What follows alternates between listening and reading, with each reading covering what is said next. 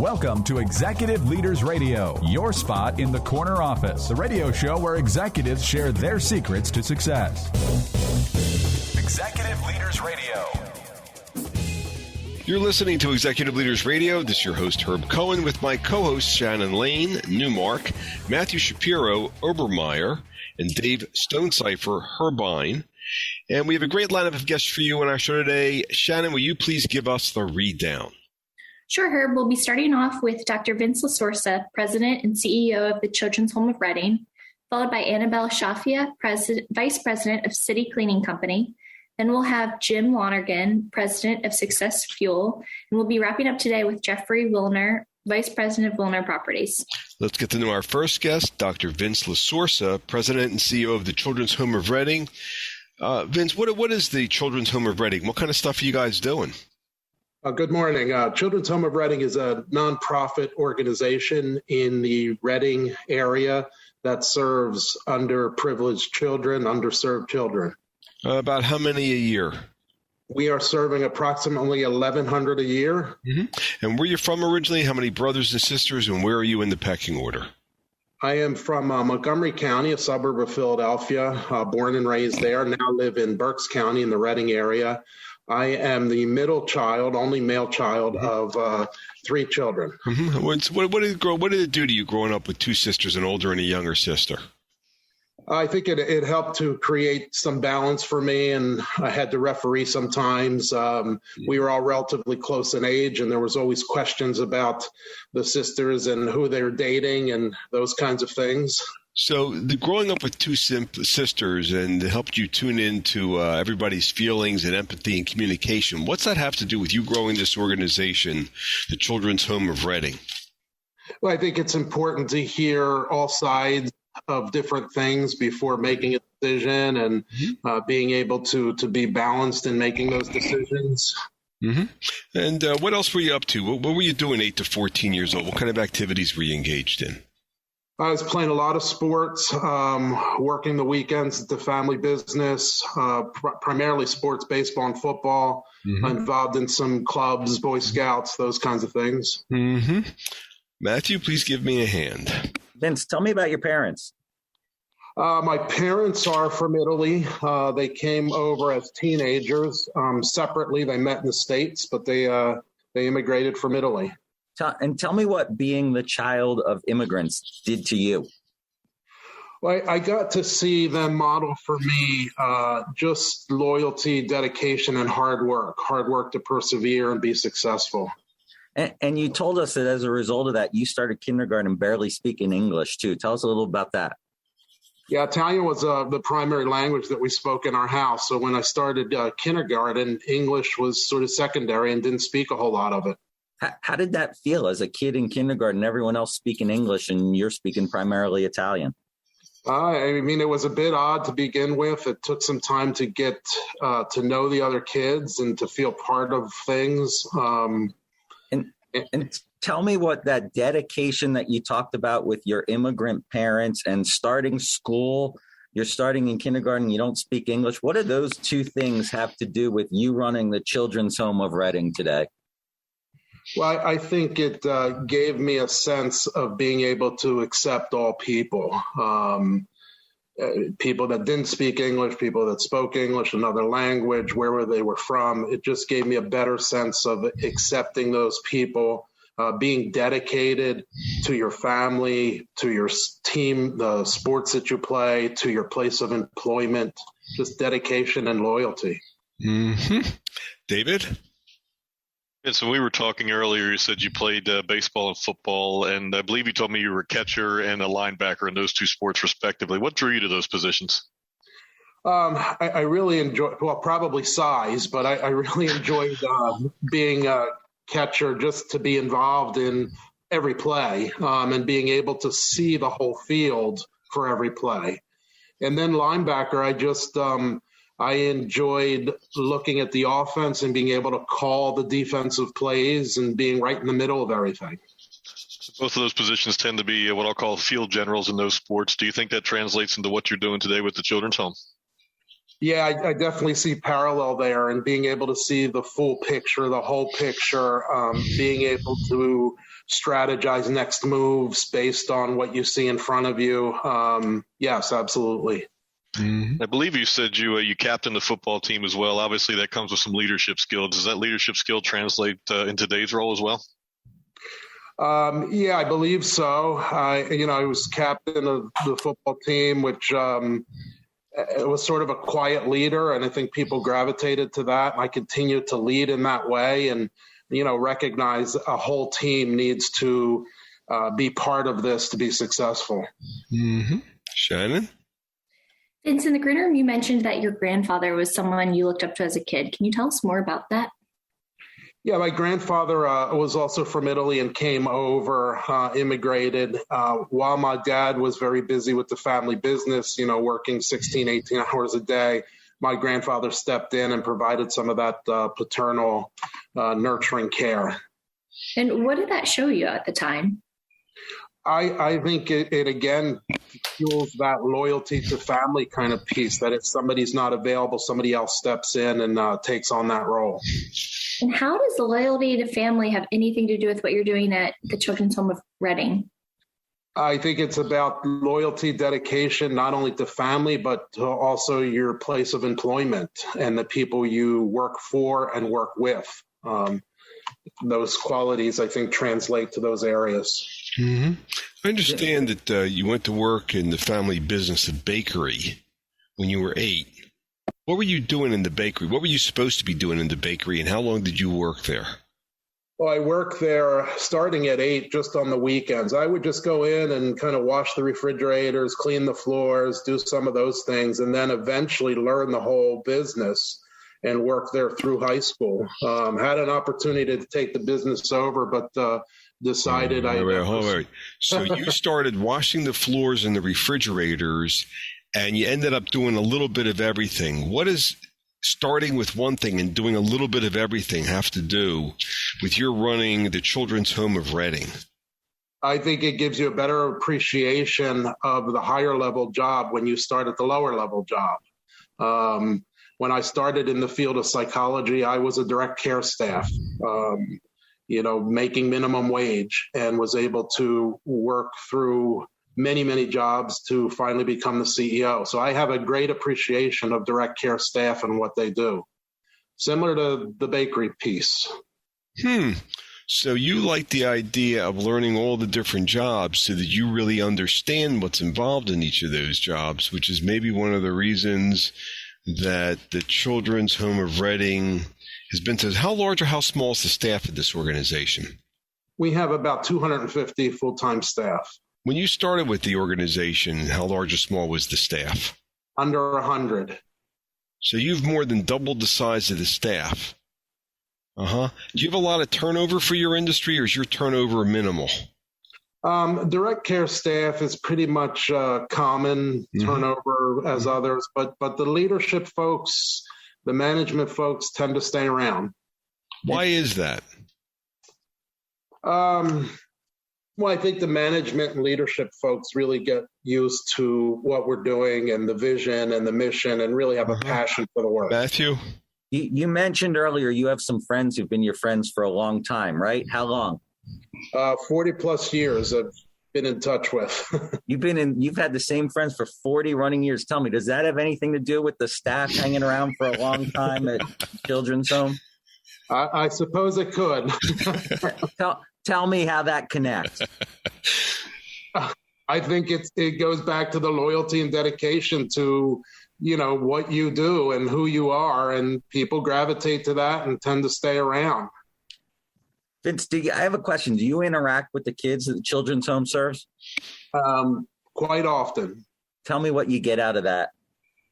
It's just a passionate kind of thing. I mean, it's hands-on, and you get to see what a child looks like when he comes in, and you get to see what a child looks like when he leaves, and just the progress there is very rewarding. The progress? What do you mean? As they work through the issues that brought them in, as they get closer to family, as they go to school and aren't truant anymore, those kinds of things. So you find that meaningful. You find personal satisfaction with helping these kids. Yeah. What's the website address of this organization known as the Children's Home of Reading? BuildingKidsLives.org. Let me have that again. BuildingKidsLives.org. Or you can look up Children's Home of Reading. We've been speaking with Dr. Vince LaSorsa, President and CEO of the Children's Home of Reading here on Executive Leaders Radio. Don't forget to visit our website. It's executiveleadersradio.com. That's executiveleadersradio.com. To learn more about our executive leaders, stick around. We'll be back in a moment, right after this quick break. Don't go anywhere. You now can recognize your deserving business advisors on our nation's leading Business with Heart radio show, executiveleadersradio.com. Yes, you can recognize your deserving business advisors on our nation's leading Business with Heart radio show, executiveleadersradio.com. Simply visit executiveleadersradio.com, securely enter their info, and we'll reach out to spotlight your deserving business advisors on our nation's leading Business with Heart radio show, executiveleadersradio.com. Don't wait. This radio and online social media and search engine exposure is quite valuable to your advisors. Yes, this radio and online social media exposure is free and quite valuable to your business advisors who deserve to be recognized.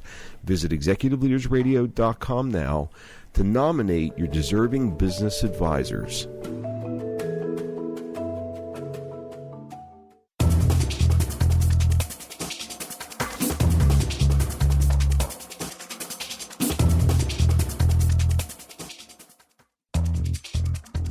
We're back. You're listening to Executive Leaders Radio. This is your host, Herb Cohen. We'd like to introduce Anabel Shafia, Vice President, City Cleaning Company. Anabel, what is City Cleaning Company? What do you guys do? We have a side that's janitorial, and we also do construction cleaning of a lot of new construction around the Philadelphia area. Mm-hmm. Where are you from originally? How many brothers and sisters? Where are you in the pecking order? I'm from Philadelphia, and I'm the oldest of two girls. 8 to 14, what kind of stuff were you up to? What were you doing? I did a whole lot of babysitting. I was super into it. Loved the kids on the street where I grew up, and a lot of Girl Scouts. Mm-hmm. So what did you do different than all the other babysitters? I really liked the kids. I think I just brought a lot of goofy, fun projects like cooking projects and science experiments and books. And we had a really small lane, so all the families knew each other pretty well. And there was a lot of trust, like you can be with my kids. And so I was asked over and over to come babysit. And had a lot of fun with the kids. It sounds to me, though, like whose idea was it to bring those games and to do that additional stuff with the kids, to go the extra mile? Was that your idea, or was that your parents' idea, or was that their idea? It was my idea. So why'd you do it? I think just because, you had different temperaments of kids, and the girls like to do more Barbie kind of stuff or art projects, and the boys were more roughhousing, and, just having different plans in the back pocket to keep things going and smooth. So at a young age, how young were you when you were babysitting? Probably starting around 10. So at 10 years old, you had a sense of how to treat different people differently, or how to treat different people correctly. What's that have to do with your building this organization known as City Cleaning Company? I think it actually plays in a whole lot, just because there's so many different personalities in the company. We have people from all walks of life coming from welfare, from halfway houses, prisons, and then other executives, and just the diversity and being able to be really relatable to lots of types of people, and see what their interests are and try to meet them where they are. Mm-hmm. Shannon? Anabel, what was your mom like when you were growing up? She was really hard driving. She took the business as my grandfather, who started it, health started to fail. And she was very dedicated. And she was always very, very dedicated and wanted to give the best to the clients. And I watched her. And she was a real role model for success in this business. In the green room, you mentioned that there'd be times the cleaners didn't show, and she'd say, "Cleaners didn't show, let's go." What did that teach you? That taught me tenacity, just get the job done. And it wasn't such a big deal, to roll up my sleeves after school and just go to a job site and empty the trash and do some light vacuuming. And my sister was there and my mom, and we just get it done and knock the job out. It didn't happen that often, but I remember it happening. And as vice president today, do you ever have to roll your sleeves up nowadays?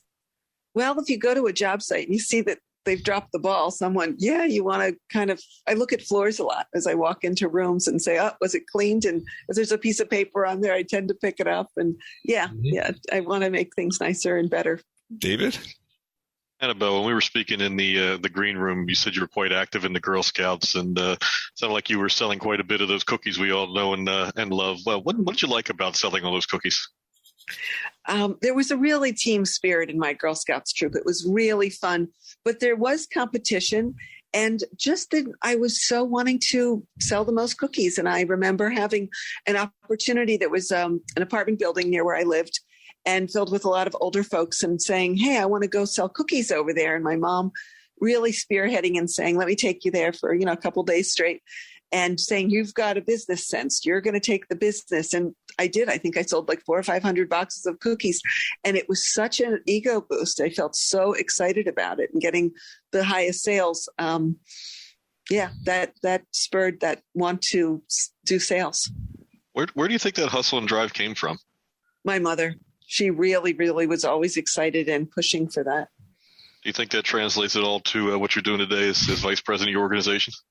100% of how to be with a client and how to make the customer the first person and work to solve their problems. Always, that was the goal, how to solve the problem. Mm-hmm. Matthew? Anabel, you and I both grew up going to Quaker schools. Tell me what that experience did to you going to a Quaker school. I think it just taught me a lot of compassion. I got opportunities to work with the younger kids when I was in like 6th, 7th, 8th grade, pairing us up to do a lot of reading with younger kids and help them with projects and listening. A lot of like, what does the person need? What are they, their strengths, and how to help. I really, really had wanted to help.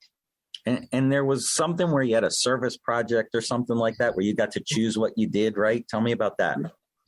So I chose, I was the only one of the class that chose this, but to go to the Saunders House as part of Lankenau and work with the people in the aging community over there, a lot of older people, and just listen to them and listen to them tell their life stories and talk with them and hear their values. And they really appreciated being around a younger person. And I found it very meaningful. And you told me that process of talking and listening to those older folks at the Saunders House actually did have something to do with running city cleaning, right? Tell me about that.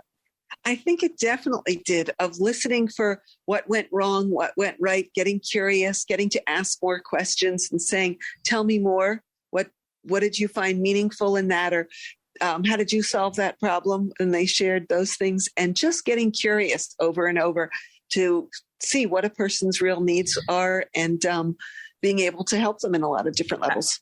How young were you when you knew you enjoyed that problem solving thing? I was pretty young. I think I was probably like 14, 15. Really enjoyed it.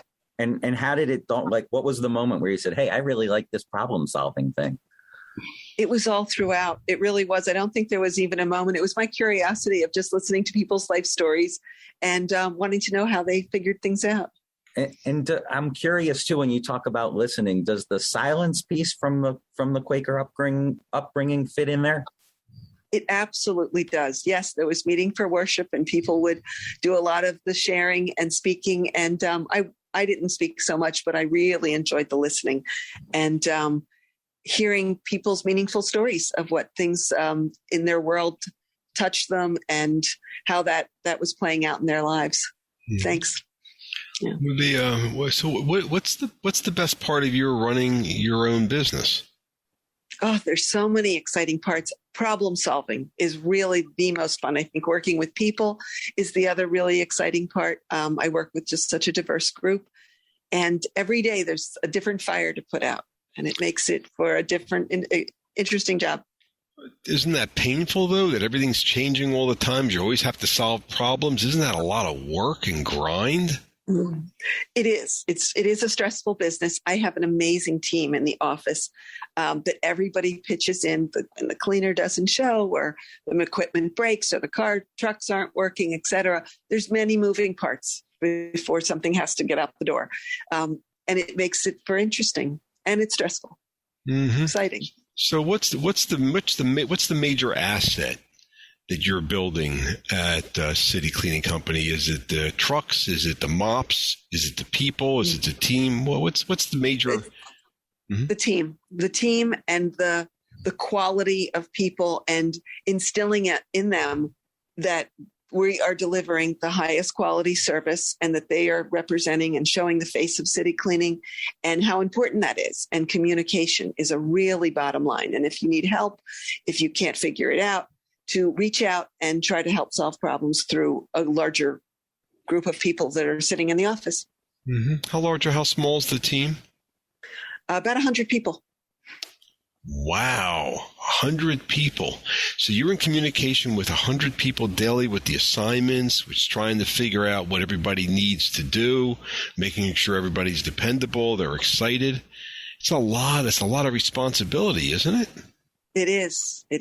Yeah, I'm really fortunate. I have wonderful people that I work with that are go-getters, that like to problem solve also, that, take A and run to B and Z and all that. And I have lots of levels of management.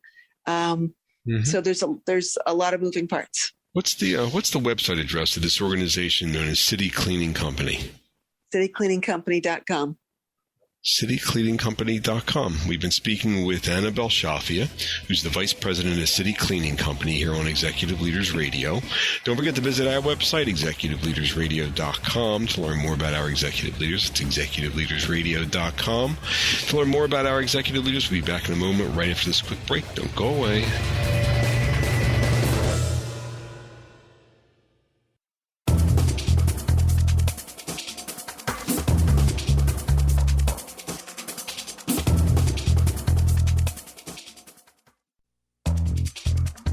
We're back. You're listening to Executive Leaders Radio. This is your host, Herb Cohen. We'd like to introduce Jim Lonergan, who is the president of SuccessFuel. Jim, what is SuccessFuel? What are you guys doing?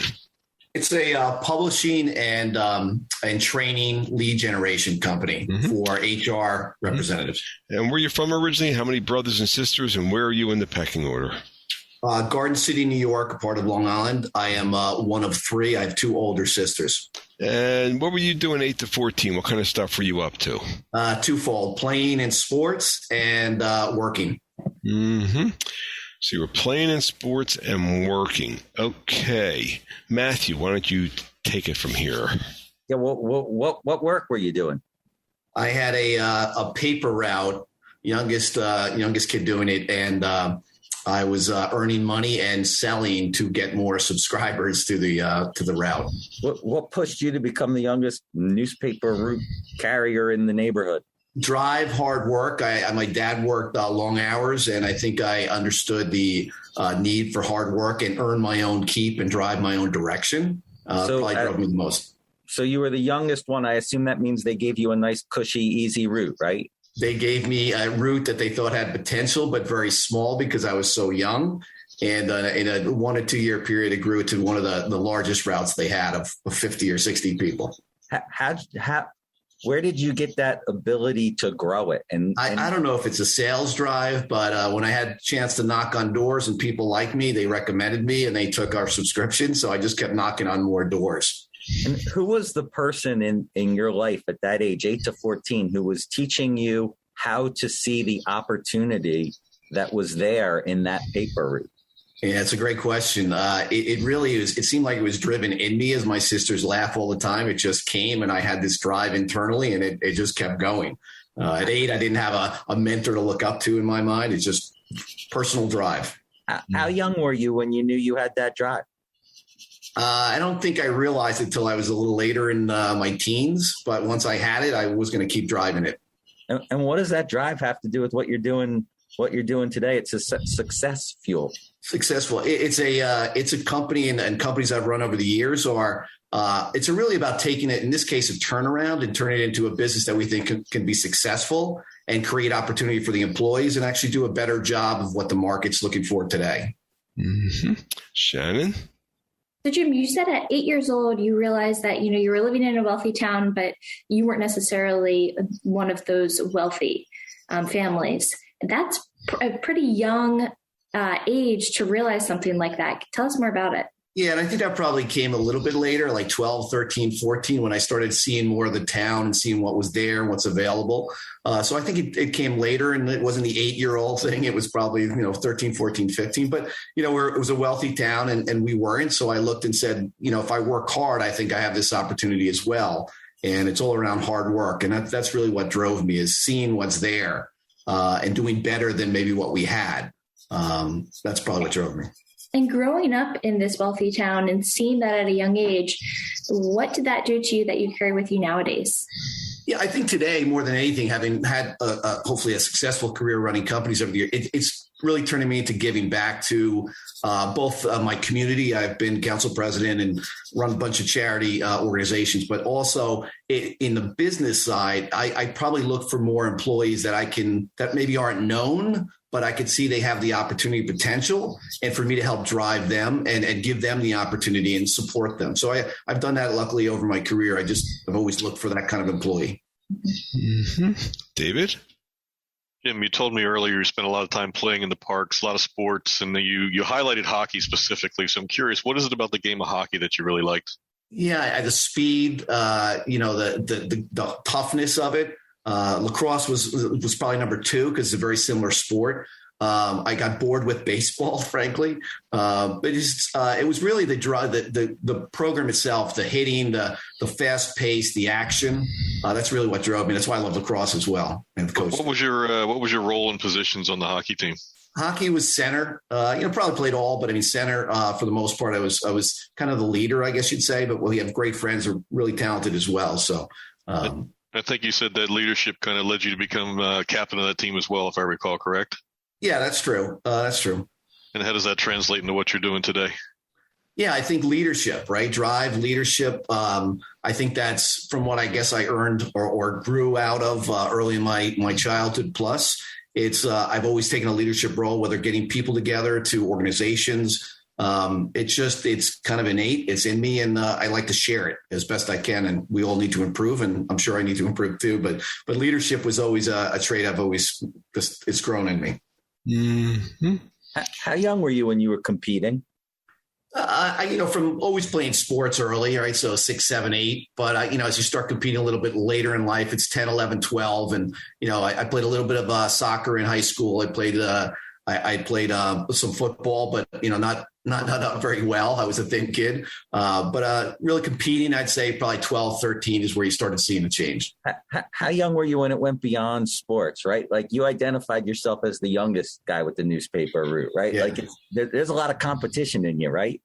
There is. Whether it's sports or business, I've probably run some companies where I probably took the role because I think I could change it. So I want to compete and improve, right? So it's kind of carried into my public career or my business career, but it's also carried into my charitable side of it as well. I like to lead, and hopefully I'm pretty decent at it.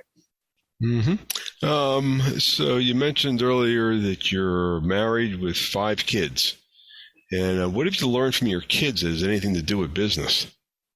Yeah, look, I think we learn more from our kids than we learn anywhere else, frankly. Compassion, you guide them, but sometimes they guide you. I think that my kids, having 5 kids, and we're a close family, they've had a big impact on my career in so many ways, because you can appreciate the hard work in the mom that stays at home and spends nights and so forth.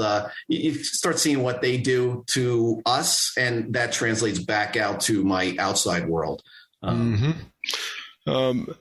us more a little bit about, you say you give back, you're involved with giving back to the community. How do you do that? What are you talking about? Yeah, I think, from just starting with sports. I've probably been on many boards, local boards. I've coached 100 plus teams. Love it. I've sat on city council and council president for 9 years. in my local community. And my wife, who's great at so much of the charitable work. We spend a lot of time doing charitable work that helps the community and then some. You mentioned earlier that your two sisters made the comment that the park raised you. What was that all about? Yeah, I mean, I'd come home from school at 3:00 and I'd run to the park and I'd meet with all my friends. We played sports. Summers I'd spend morning, noon, and night there. So it's kind of like the park and this group. We all raised each other because we're all the same. And it's a great group of friends, and they're foxhole friends to me, and that means a lot. What do you mean foxhole friends? What are you talking about? We do anything for each other. I mean, we're so close. I mean, people laugh that 40-something years later, we get together every year. We were a big sports group, and, we'll keep going. We'll do anything for each other, and they're great group of guys. What's it have to do with building this business? Yeah, I think it's trust. I think that's compassion in many ways. We're all at different career levels and different scenarios of our career and our lives. So that kind of brings back to me, think about that employee that may be struggling. What can you do to help them out? So a lot of that's translated back into running companies for me personally. So you don't see a hierarchy in terms of what you do. We're all equal, huh? Yeah, I do. I believe that. I think my actions generally follow that, but I truly believe that. I'm not a big title person. I'd rather just say, what can the team do and get done? And I think that's a great way to look at it. Well, you actually mentioned earlier that you look for people to see what else they can do. So as opposed to assuming somebody is their label, you're really looking at who they are and what they can do versus what they tell you they can do. Yeah, or I'll tell you, the best stories I've had are people that are very quiet, don't stand out in the company. And sometimes you ask some questions, you realize, my God, they have some great potential. That's the thing that probably drives me the most today in my career, is looking for those people that actually have it. It's just pulling it out of them and putting them in the right position. That's the thing that today, as I'm winding down towards my career, that's what probably drives me more than anything. Is helping find the potential in people, helping people realize the potential in themselves. Absolutely. What's the website address for this organization known as SuccessFuel? It's SuccessFuel.com. SuccessFuel.com. We've been speaking with Jim Lonergan, who's president of SuccessFuel here on Executive Leaders Radio. Don't forget to visit our website. It's executiveleadersradio.com.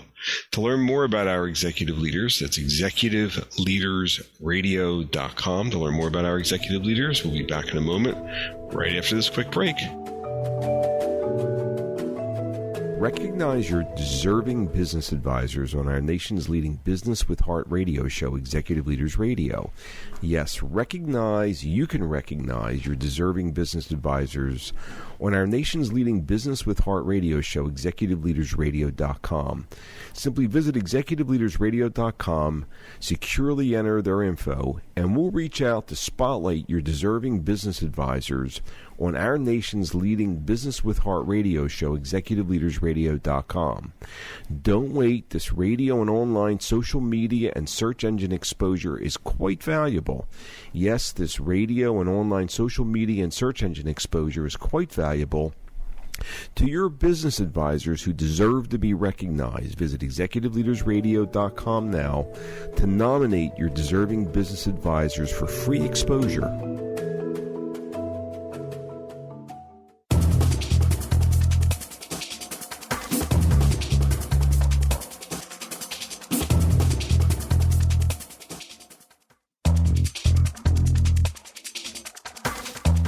We're back. You're listening to Executive Leaders Radio. This is your host, Herb Cohen. We'd like to introduce Jeffrey Willner, who is Vice President of Willner Properties. Jeff, what is Willner Properties? What are you guys doing? First of all, thanks, Herb, for having me on. Willner Properties is an opportunistic real estate private equity company based out of King of Prussia, PA. Mm-hmm.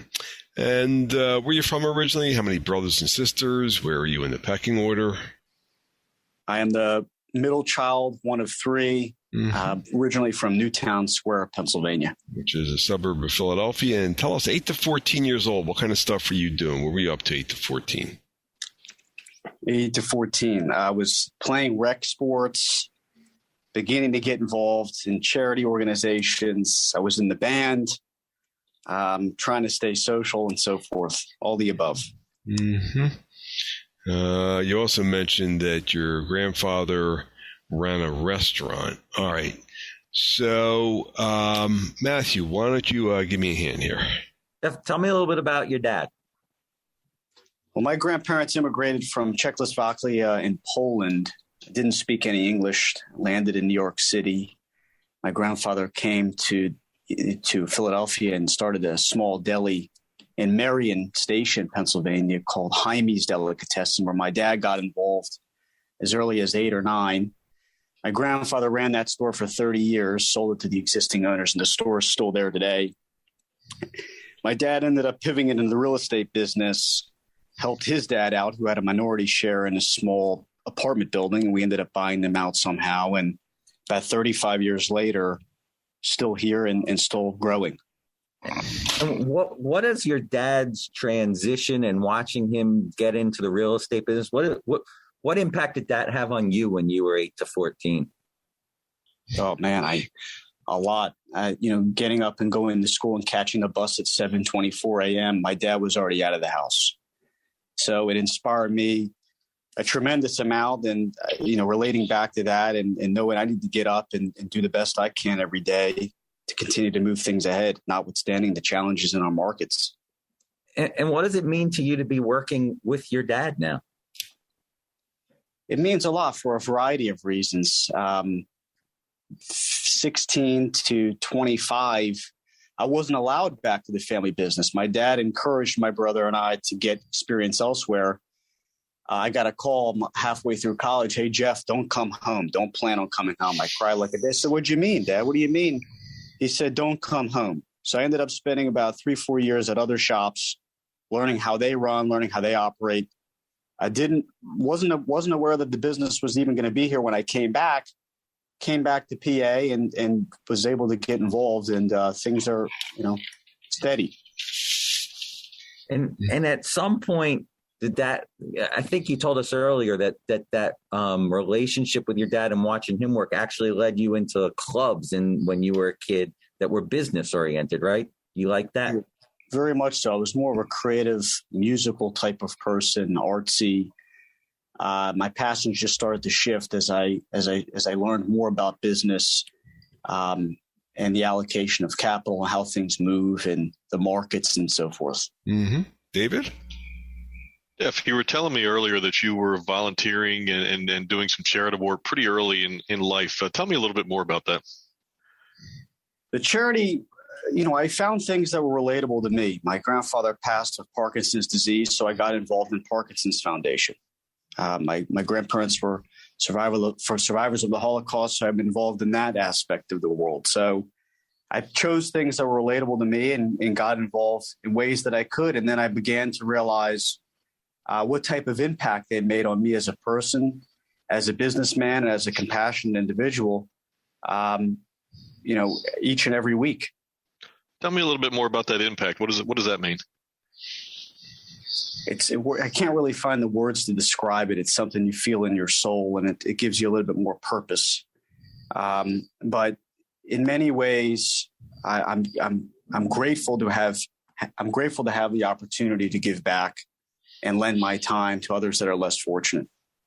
Do you think you're taking that lesson to the team you're leading today? I'm trying. You got to keep level-headed and stay calm and try and be relatable and work as a unit. And that's what it's all about, I think. Mm-hmm. Shannon?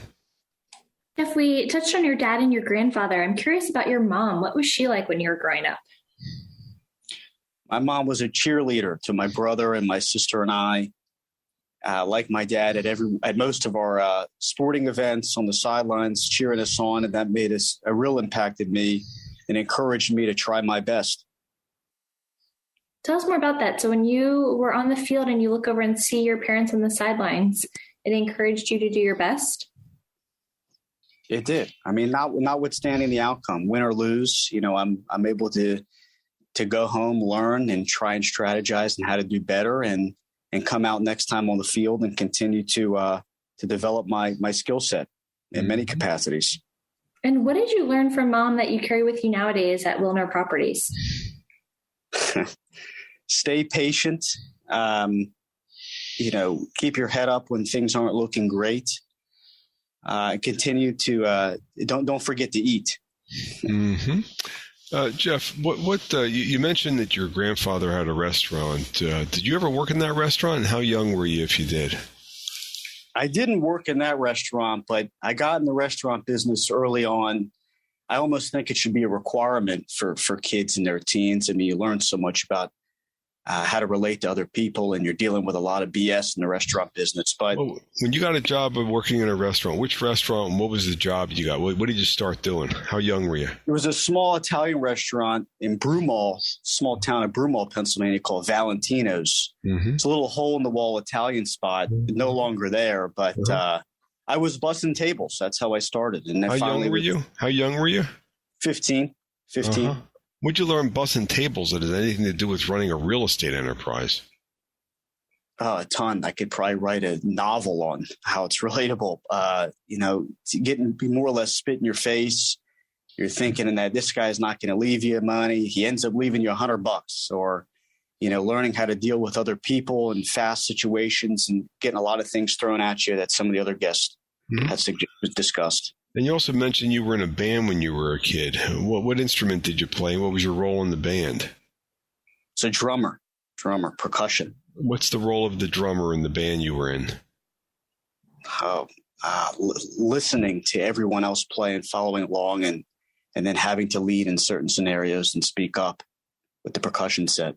Is there a similarity between your role in that band when you were a kid and what you're doing with real estate?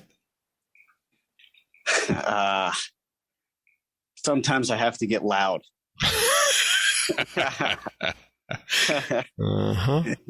Sometimes I have to use those little brushes, like the jazz players on the cymbals. Mm-hmm. Mm-hmm. So, what's the best part of your gig? What do you enjoy the most? As opportunistic and value add investors, we tend to purchase things that need improvement, that need extensive, renovations and things of that nature. And, it's because of our relationships in the market with the retailers and so forth. We're able to get buildings leased up, turn situations around, and create real value. Mm-hmm. Mm-hmm. So you guys are pretty creative. You have a lot of healthy relationships you try to keep healthy, as well as you guys are pretty creative in terms of solving problems in terms of real estate. Am I seeing that correctly? Yes, that's right. Uh-huh. Let me ask you a question. Could you learn in a book what makes this? I mean, is there a book that's written that would help explain why you guys have been successful? It would probably be some type of self-help book on, first of all, why you get into this business, and then second of all, how to stay patient, how to stay modest, and how to choose the right fights, and how to continue to persevere. But not necessarily. You kind of have to dabble here and there, and when you say modest, stay modest. So you don't drive the fanciest car or have the biggest house? Honda Accord's just fine with me. No. Uh-huh. So you do stay humble. What's the benefit of staying humble? Oof. I don't. That's a good question there. So, what's the purpose of not staying modest and humble and relatable? Yeah. So you can sit around and think about how great you are. I have no interest in that. And people tell people. What's the tell website address for Willner Properties?